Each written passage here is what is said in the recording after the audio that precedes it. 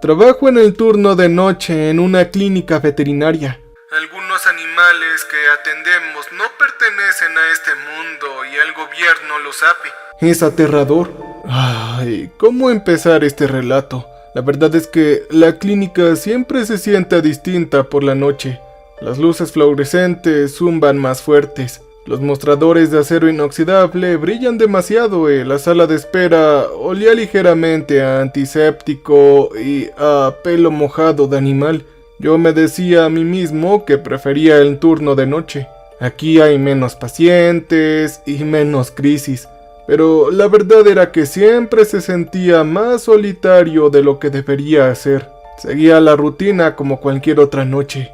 Un Golden Retriever con acidez estomacal acababa de irse a casa con ácido de hormigas. Un gato atigrado sisiante permanecía sedado en recuperación tras haberle drenado un absceso. Y en un rincón más pequeño había un conejo dormitando bajo una manta, mientras le goteaban líquidos lentamente en su patita. Yo tenía mis papeles apilados al lado, brillando azul bajo la lámpara de mi escritorio. Llevaba un año fuera de la universidad y apenas sobrevivía con los turnos nocturnos, pero era un trabajo estable. Y después de la última clínica en la que yo me quemé, necesitaba estabilidad. Recuerdo que el timbre sobre la puerta principal me sacó de mis pensamientos. Se suponía que los pacientes no podrían venir a estas horas. Nuestro número de emergencias fuera del horario pertenecía a un hospital al otro lado de la ciudad, pero un hombre entró tambaleándose. Estaba muy pálido y con los ojos desorbitados. Estaba agarrando una caja de zapatos contra su pecho aferrado. Ni siquiera esperó a que le diera la bienvenida. «Por favor, atiéndame. Esto no es de este mundo», espetó, dejando caer la caja sobre el mostrador. Le temblaba tanto la mano que la tapa tintineó. Yo intenté mantener la calma y actuar con profesionalidad. «Ok, bienvenido señor. De acuerdo, veamos lo que hay allá adentro», dije. Y contenido ahí dentro había un gato, o algo muy parecido, o suficiente para engañar a cualquiera que le echara un vistazo rápido. Estaba firme, de un color grisáceo y los ojos muy abiertos y su pecho agitado por respiraciones superficiales y entrecortados. Pero los dientes no eran los correctos de un gato. Cuando abrió la boca para jadear, yo vi hileras de ellos, finos y translúcidos, como branquias de pez afilados como agujas. Entonces el extraño retrocedió murmurando algo sobre haberlo encontrado bajo su patio, sobre que lo había seguido hasta allá dentro de su casa, y que se veía de un aspecto mal, así que decidió traerlo conmigo. Yo no podía apartar la vista de la cosa en la caja. Me miró y luego emitió un sonido. No era un maullido ni un siseo común de un gato. Sonaba más bien como palabras amontonadas en una especie de galimatías subacuático, como si el lenguaje mismo se hubiera ahogado en su interior. Lo primero que pensé no fue que estaba alucinando, sino que el hombre tenía razón. Fuera lo que fuese, no era de este lugar y no sé muy bien si se trataba de algún animal de este planeta. Yo llevé la caja de zapatos adentro con los brazos rígidos como si la cosa fuera a saltar, pero no saltó, simplemente se quedó allí con el pecho palpitando y respirando superficialmente. Sus pupilas se contraían y se dilataban como lentes de cámaras discoordinadas. Primero hice la rutina, le puse el estetoscopio en el pecho. Todo era normal salvo que su latido no era para nada regular. Por un segundo latía a toda velocidad como un colibrí atrapado, y al siguiente había silencio como si su corazón se hubiera detenido. Yo retrocedí, esperé y volví a presionar. Escuché un golpe sordo y luego nada. Yo me obligué a recorrer su cuerpo trazando su columna vertebral con los dedos. Un gato debería tener al menos 7 vértebras lumbares, pero esta cosa tenía 9 u 11. El espacio era irregular, como si alguien hubiera añadido huesos extras sin entender cómo debían encajar en un animal. Luego yo hice la extracción de sangre, al menos así lo pensé. Yo cargué la jeringa, coloqué la gota en el portaobjetos y lo deslicé bajo el microscopio. pero no parecía ser sangre. No habían glóbulos rojos ni plasma, solo una mancha oscura y cambiante que brillaba como tinta derramada.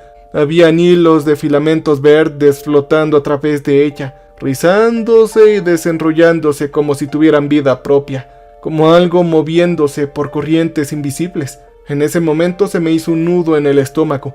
De todos modos, yo registré cada detalle en el expediente del paciente, llenando la pantalla con todo el lenguaje clínico que pude. En primer lugar, tenía pulso irregular, tenía una deformidad espinal y una muestra no concluyente que no parecía ser sangre en absoluto. Yo añadí mis iniciales al final como si firmar con mi nombre lo hiciera más real, más verídico. Sí, yo todavía era un empleado nuevo, adquiriendo experiencia durante el turno de noche. Me gustaba tanto la autoridad como la iniciativa para tomar medidas drásticas. Así que mi idea era esperar a alguien con más experiencia y me diera una segunda opinión y me orientara sobre qué hacer.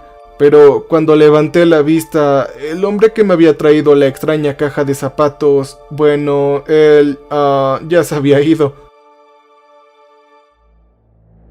Ni siquiera se había tomado un momento para rellenar los formularios. A la mañana siguiente, cuando volví para el relevo, el historial clínico había desaparecido. No había número de paciente, notas, ni siquiera el archivo provisional que había creado. Yo le pregunté a la doctora Ella, a la veterinaria en jefe, si la había visto. Ella me miró con una expresión de cansancio que reserva para los novatos con preguntas que le hacen perder el tiempo. «Llevas demasiado tiempo trabajando de noche. El estrés provoca todo esto. Olvídalo y sigue adelante», me dijo ella. La caja de zapatos seguía allí con sus restos salpicados de sangre, pero el cuerpo del supuesto animal, que no era un gato, había desaparecido. Durante las noches posteriores a lo de la caja de zapatos, todo volvió a la normalidad, si es que se le puede llamar así. Entraban perros enfermos, gatos irritables, conejos mordisqueando las vías intravenosas, y casi me convencí de que todo lo que había vivido había sido un tipo de alucinación, y que mi jefa, la doctora Ella, tenía razón y que yo simplemente estaba demasiado cansado, demasiado predispuesto a ver algo extraño en un simple animal callejero. Pero entonces entró otro. Una pareja trajo a su Bull Terry justo antes de medianoche, disculpándose por la tardanza y jurando que algo andaba mal con sus ojos. Bajo la luz del examen yo lo vi, pupilas contraídas en espirales apretadas, girando lentamente como remolinos que se arremolinan en los bordes. El perro meneaba la cola, ajeno a todo, pero tuve que contenerme para no apartar la mirada antes de que la espiral pareciera absorberme. 2 noches después llegó un adolescente con una cacatúa en brazos. Parecía estar bien hasta que se sacudió esparciendo plumas por toda la mesa, y estas plumas se retorcían sobre las baldosas como un nido de escarabajos, moviendo las patas donde deberían haber estado. El pájaro chilló con un sonido áspero y estridente que jamás había escuchado en ningún ave, y por la mañana su cuerpo también había desaparecido. Pero el peor de todos fue el hámster. Un niño lo trajo porque dejó de comer. La radiografía mostró un esqueleto normal a primera vista. Luego me acerqué más. El cráneo no tenía huesos del tamaño de un pequeño roedor, sino hileras de dientes con rasgos humanos, incrustados y torcidos en la mandíbula, como si estuvieran a punto de brotar. El dueño siempre decía lo mismo, que ayer no estaba así. Su voz se quebró por la genuina confusión, incluso por el miedo, y cada vez al día siguiente los expedientes de los pacientes habían desaparecido. Ya no habían muestras de laboratorio, ni radiografías, y no había nada más que mi propio recuerdo, insistiendo en que aquello había sido real. Yo dejé de preguntarle a mi jefa al respecto. Su mirada inexpresiva me decía todo. Ella lo sabía, siempre lo había sabido. La clínica era pequeña, con una recepción de 4 consultorios, un quirófano estrecho y jaulas para perros, junto con un almacén. Después de un mes trabajando de noche, creía conocer cada rincón del lugar, cada bisagra chirriante y cada bombilla parpadeante. Por eso me inquietó tanto cuando una tarde vi que la jefa desaparecía con un llavero que no reconocí, En lugar de salir por la puerta trasera como siempre lo hacía, bajó pasando las jaulas detrás de una estantería que rozaba el suelo con demasiada facilidad. No sabía que había un sótano aquí. Esa idea me rondó la cabeza durante una semana hasta que, al ver el caso del hámster, me quedé mirando su radiografía desaparecida y comprendí que esas cosas tenían que ir a algún sitio, debían ser movidas por algo o alguien. Todo en algún lugar del que mi jefa no me había hablado, así que esperé a que la clínica estuviera vacía. El zumbido de la máquina de refrescos era el único sonido aquí. El estante se movió con un gruñido y mi empujón dejando al descubierto una puerta estrecha. La cerradura no fue muy difícil de quitar, solo una almohadilla frágil en la que mi jefa probablemente había confiado más por el secreto que por la fuerza. Yo me dije a mí mismo que solo tenía curiosidad. Me dije que le echaría un vistazo, luego cerraría la puerta y no volvería a hacerlo. Pero entonces el aire que me envolvió era más frío, más seco y más viciado. Una escalera de hormigón estaba pintada, conduciendo a un segundo juego de puertas industriales más pesadas, y tras de ellas estaban los congeladores. Filas de ellos cubrían las paredes más altas que yo. Las puertas estaban cubiertas de escarcha. Las manijas no tenían números de caja ni especies, sino iniciales y fechas. Algunas eran recientes, otras de los años 80, algunas incluso anteriores a mi nacimiento. Yo abrí una, y dentro habían frascos. Al principio parecían ser muestras de tejido comunes, del tipo que guardábamos para patología, pero el contenido no era nada común. Eran pulmones demasiado lisos, como globos desinflándose. También había un corazón con 5 ventrículos, un tracto intestinal enrollado que palpitaba débilmente, aunque el frasco estaba bien cerrado. Yo abrí otro y este contenía un cuerpo. Taxidermia, pensé por un segundo hasta que noté que las puntadas eran demasiado precisas. Sus ojos habían sido reemplazados por canicas negras de resina.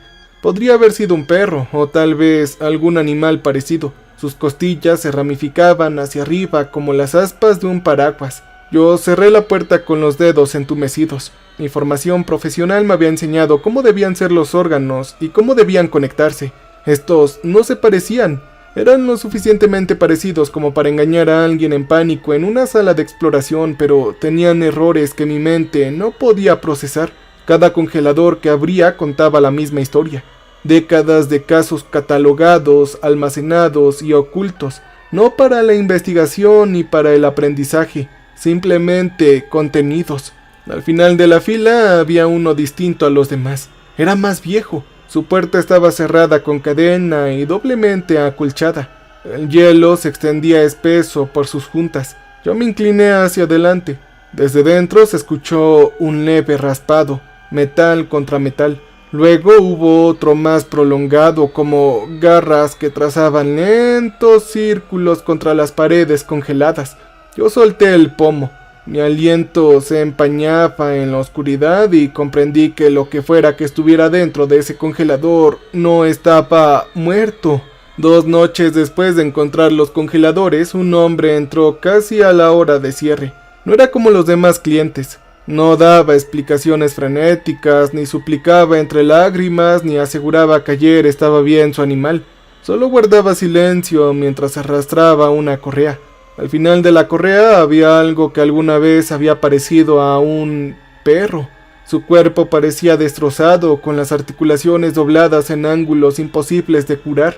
La piel se estiraba formando pliegues sobre demasiados huesos, pero los ojos me seguían con una precisión inquietante. No era el pánico vidrioso de un animal que sufre. Oh, no, sino que era más bien una mirada calculada. «Doctor, este animal necesita alojamiento», dijo el hombre. Su voz era monótona y anodina. No me ofreció ningún documento y cuando le pedí el historial médico, él negó con la cabeza. No tenía collar ni microchip, solo un fajo de billetes que me pasó por el mostrador. Un fajo lo suficientemente grueso como para acallar mis preguntas. Yo forcé la sonrisa que uso con los clientes difíciles. «Al menos, señor, por favor deme el nombre para la ficha médica», dije. Él parpadeó como si nunca se le hubieran preguntado. «Es perro». dijo finalmente y se dirigió a la puerta. El número que había escrito en el formulario de admisión no me sonaba, pero cuando lo marqué después de que se fuera, sonó el teléfono de recepción. Yo me quedé ahí escuchando mi propia voz en el contestador, con un hueco que rebotaba. Me dije que lo registrara como siempre, pero cuando intenté crear un archivo nuevo en el sistema, el cursor parpadeó sobre una pantalla vacía. El paciente ya no se podía aguardar. Esa noche, después de apagar las luces, revisé las jaulas. El pobre animal seguía donde lo había dejado, acurrucado e incómodamente en el rincón más alejado. Yo cerré la puerta, la cerré con llave y me largué a casa, pero por la mañana yo me arrepentí. La jaula estaba abierta y el pestillo estaba suelto.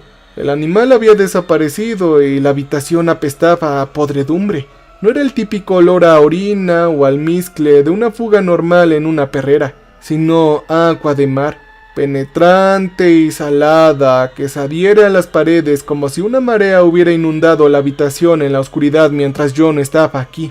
Recuerdo que el olor persistió durante días, mucho después de haber fregado el suelo, como si el océano mismo hubiera dejado su rastro, pero yo no podía dejar de pensar en aquel hombre. Normalmente las extrañas anomalías las dejaban familias o personas preocupadas por algún animal herido, pero esta parecía deliberada. Y por nuestra interacción sentí que era el único que no entendía lo que realmente sucedía. En algunos turnos estuve solo con otros residentes, pero en otros me observaban. Mi jefa me acompañó para una revisión programada de mi desempeño laboral sin intervenir directamente para ver cómo manejaba las situaciones rutinarias y de emergencia. Llegó justo después de medianoche. Una mujer lo traía envuelto en una manta, murmurando: «Por favor, ayúdenme, ayúdenme», decía una y otra vez como una plegaria.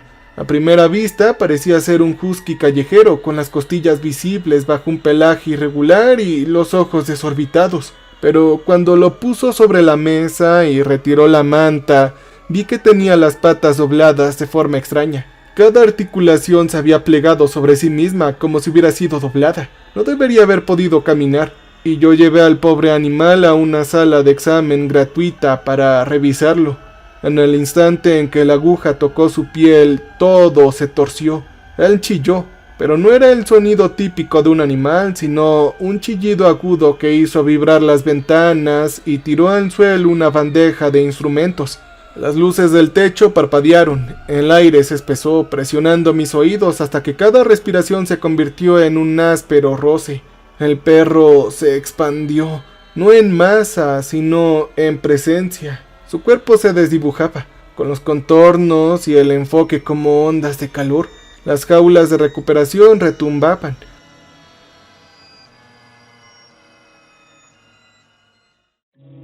Cada paciente aullaba o se cargaba. «¡Atrás! ¡Muévete!», ladró mi jefa con una voz que no la había escuchado antes. Ella ya se estaba moviendo más rápido de lo que creía posible para una mujer de su edad, y de debajo del armario de suministro sacó un equipo que yo no reconocí.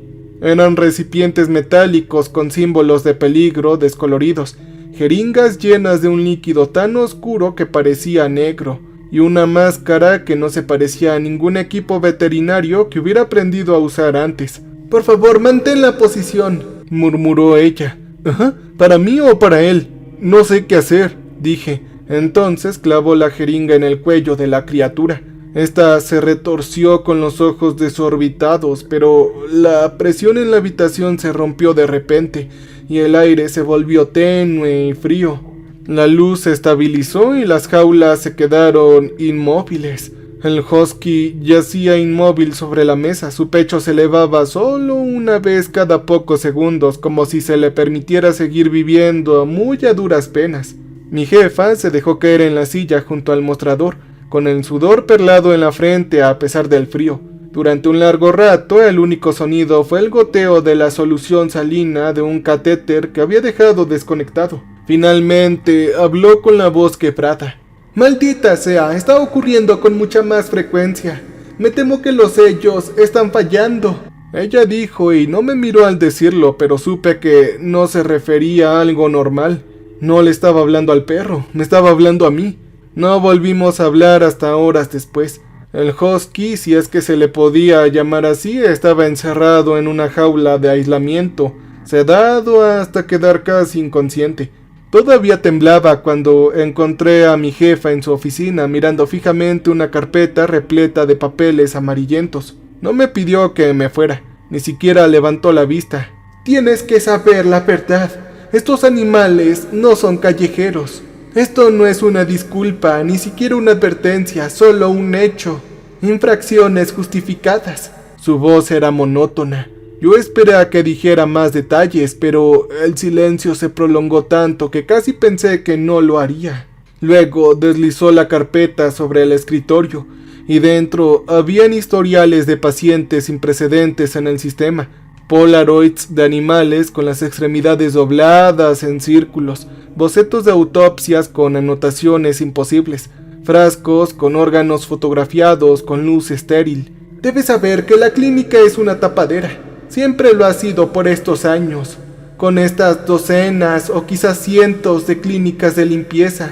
Nos llamaron allá por los años 50, tras el primer repunte. Era alguien en una oficina gubernamental que se dio cuenta de que lo que se colaba en nuestro mundo no iba a desaparecer simplemente, así que nos financiaron. Fue dinero discreto y contratos confidenciales. Pusieron a gente como yo en puestos clave para mantener todo en orden, dijo ella, golpeando una de las páginas con un dedo tembloroso. Ahí había un gráfico con finas líneas negras trazadas a lo largo de décadas, cada pico más alto que el anterior, cada década peor.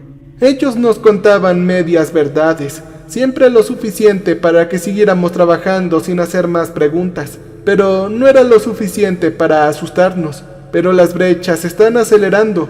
Antes ocurrían una vez al año o tal vez dos, pero ahora sucede cada semana, a veces cada noche, cuando falla la contención. Ella dijo ahora negando con la cabeza y su mano se aferraba al borde del escritorio hasta que la madera crujió.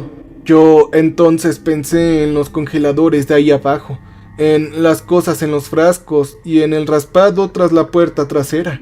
Nosotros no somos veterinarios, chico. Se escapan algunas cosas a nuestro mundo y nosotros las limpiamos. Ese es nuestro verdadero trabajo, dijo ella mirándome por fin. Podía ver que tenía los ojos rojos pero inmóviles, y entonces encendió el monitor. Las imágenes de seguridad parpadearon en la pantalla, las perreras de anoche quietas y silenciosas, pero por un instante no había nada. Luego había un fotograma donde cada animal y cada paciente parpadeó a la vez en perfecta sincronía. Yo me estremecí, mi jefa ni se inmutó. Estoy cerca del final. Alguien tiene que hacerse cargo. Y quieras o no, tú serás el siguiente, dijo en voz baja, cerrando la carpeta con un golpe sordo. Y el peso de todo aquello me abrumó con la certeza de una sentencia de muerte. Ya no se trataba solamente de animales. Yo estaba heredando una guerra. Durante un día me convencí de que no iba a seguirles el juego. Yo había deseado este trabajo toda mi vida. Curar, salvar y devolver animales a sus familias con la cola meneando y el ronroneo vibrando contra mis manos. No guardar archivos secretos en armarios cerrados con llave del gobierno. Y no arrastrar a los animales a jaulas al sótano y silenciar seres vivos porque no pertenecen a nuestro mundo. Así que dije que yo renunciaría. Yo entregué mi tarjeta de acceso, borré cada horror nocturno como cansancio y malos recuerdos, y empecé de cero en un lugar que no oliera a antiséptico ni a secretos gubernamentales. Pero la noche siguiente una niña entró con su madre.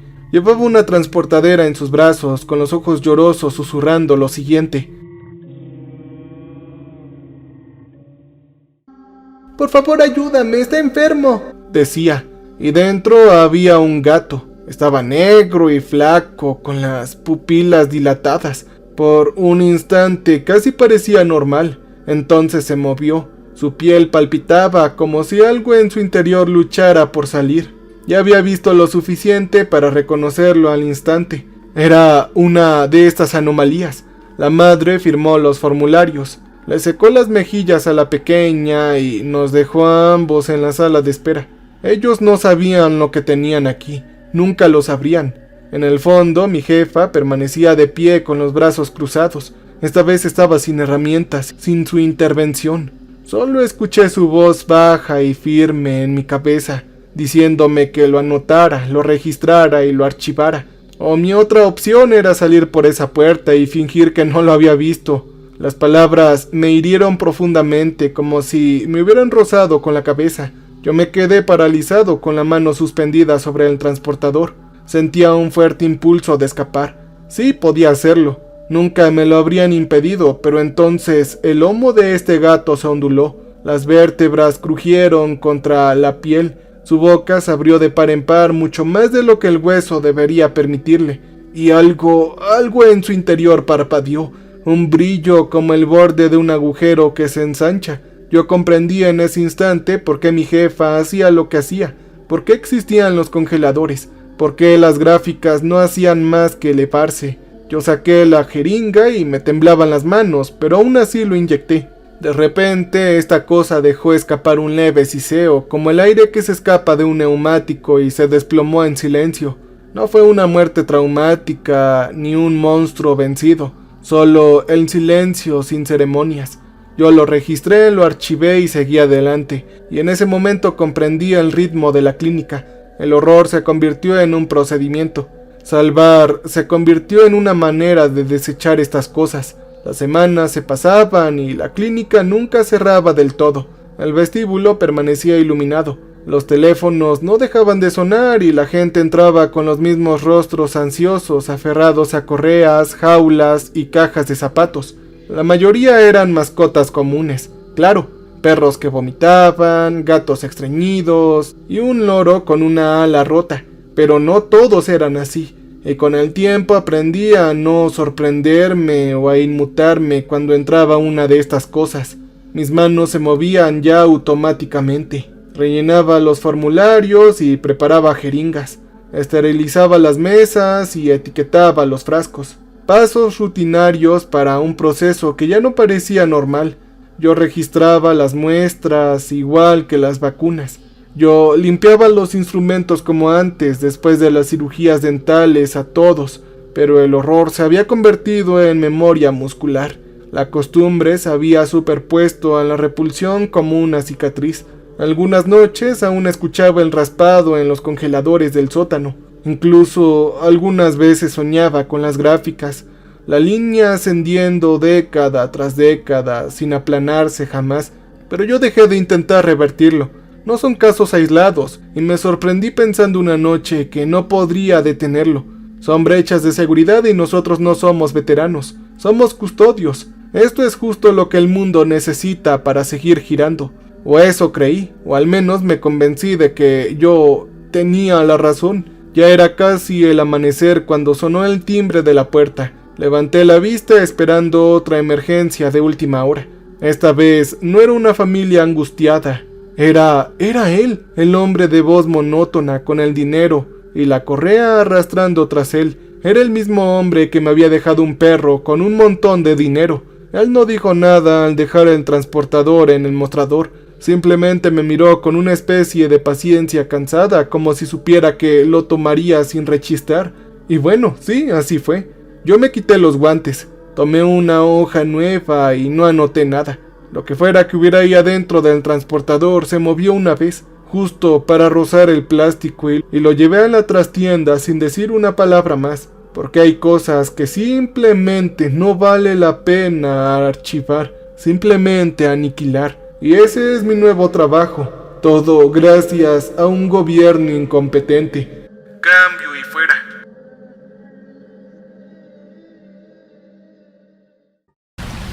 Welcome, stranger. We have not met before. We are repulsive. So glad you came to visit us. So glad. We make music for people who want to feel alive. You can use our music for your creative content. You can use our music.